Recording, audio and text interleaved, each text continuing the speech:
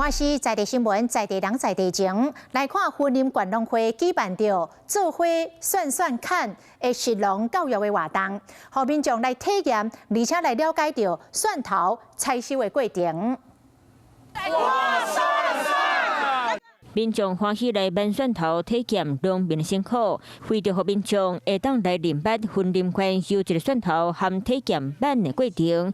婚林关农会即讲伫咧东势乡举办实农教育活动，活动感觉很有趣，很新鲜，第一次来采蒜头，觉得蛮简单的。婚林关是全国蒜头种上济产地，今年气候正适合种蒜头，品质含产量嘛比去年好，绩效阁稳定。希望透过实农教育活动，会当鼓励消费者来购关。消费者才会了解讲，这蒜头的生长的过程啦，吼，这农民呢怎么去呵护栽培它。民众体验婚林关农会用心安排活动，让感觉新鲜个趣味。